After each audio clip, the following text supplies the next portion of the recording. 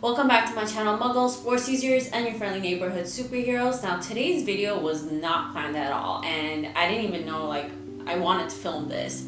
I finished playing The Last of Us 2, and I just have so much in my head right now that I felt like I have to film it, record it, get my thoughts out, and be over with. This was really difficult because of the journey the characters had to go through, the introduction to new characters, and it just made me frustrated at times. I was so frustrated playing as this new character, Abby. I was thinking, I don't care about her background, her story, and stuff like that. I just care about Joel and Ellie. And it was like that for the first few hours. And after Abby killed Joel, with a golf club, and it was just so disrespectful, and it was so brutal, and I couldn't stand her. I'm like, oh my god, she just killed him. She just beat him up to death, and I hated that. Joel's death, I like honorable deaths, I'm like, okay, he deserves an honorable death. But as I continued playing the game and everybody's backstories, I'm reminding myself, they are in the freaking apocalypse. They're in the apocalypse. I don't think there's gonna be an honorable death. I thought he would sacrifice himself for Ellie, but he's in the apocalypse and everybody's fighting for themselves, and that got me thinking. If we weren't introduced to Joel and Ellie in the beginning and it was Abby's story, I was thinking I would totally be on Abby's side and her crew. I would be with them, and I would totally hate Joel and Ellie. And that made me really confused.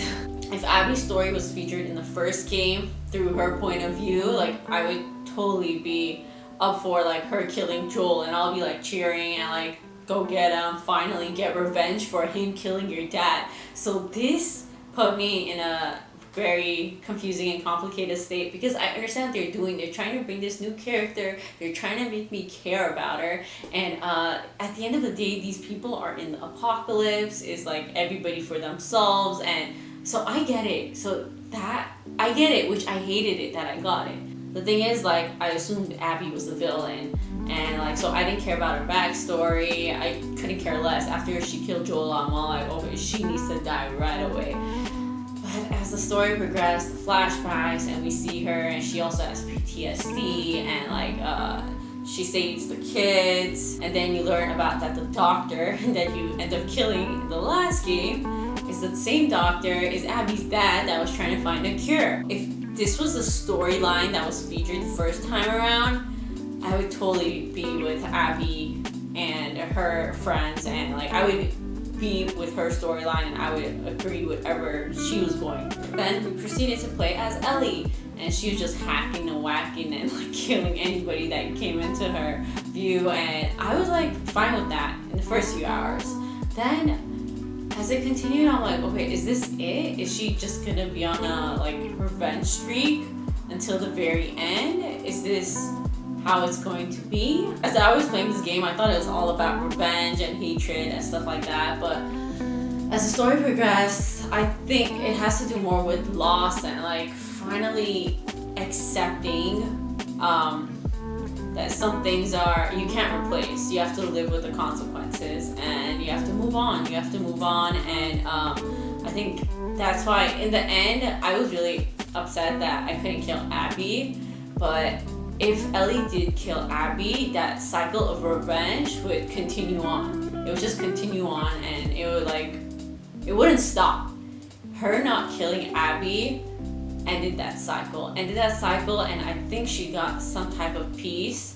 Ellie was hell-bent on revenge, and I feel like she was that way because the chance to forgive Joel was taken from her. So that's why she went completely berserk, and she just started killing everybody, and she was just straight on a path of revenge. But at the end, she figured out that violence wasn't the answer, and she just broke that cycle. I know a lot of people hate how Joel died because there was no honor in it, and there was no dignity and pride, which that honestly just killed me. But it made it realistic. It made it realistic, and I hated that. I think Naughty Dog was just forcing us to make decisions that we didn't want, and to come to realizations about other people's stories and what they're going through. And it's not just very cut and dry. There's just more to the character, and there's just more development,